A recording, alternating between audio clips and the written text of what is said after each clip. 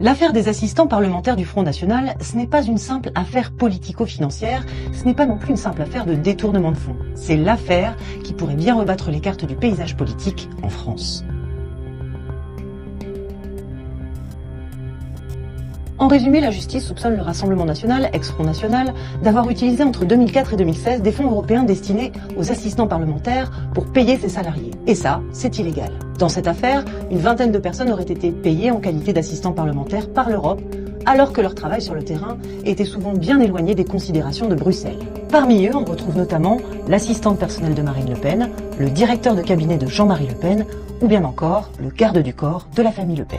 Selon le parquet, ce système de détournement de fonds destiné à équilibrer les comptes du parti aurait été instauré de manière artisanale par Jean-Marie Le Pen et perfectionné sous la présidence de Marine Le Pen.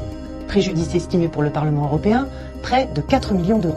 En première instance, Marine Le Pen est désignée comme la principale instigatrice de ce système. Elle écope pour cela d'une peine de 5 ans d'emprisonnement, dont 2 ans aménageables sous bracelet électronique, 100 000 euros d'amende et 5 ans d'inéligibilité avec exécution provisoire. L'exécution provisoire, c'est le coup de massue pour Marine Le Pen. Car Marine Le Pen n'est pas n'importe quelle femme politique. C'est la candidate archi-favorite des intentions de vote aux élections présidentielles en 2027. Et cette peine l'évince de fait de la course. À la suite de sa condamnation, elle dénonce un procès politique. La magistrate a assumé très clairement de mettre en œuvre l'exécution provisoire de l'inéligibilité pour m'empêcher de me présenter et d'être élue, dit-elle, à l'élection présidentielle. Le ton est très vindicatif.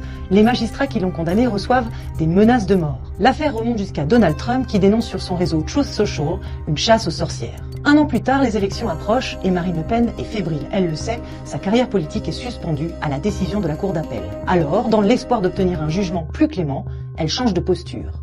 Marine Le Pen fait profil bas. Fini la vindicte devant les caméras, idem face aux magistrats dans la salle d'audience, le ton est plus que respectueux. Ça, c'est pour la forme.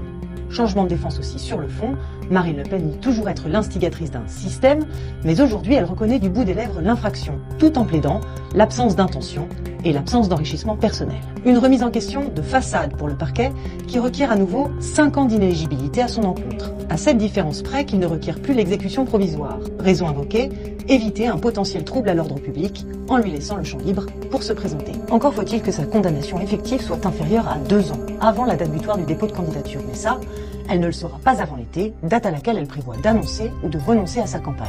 Cette décision de justice pourrait donc tout changer dans les intentions de vote des électeurs aux prochaines présidentielles.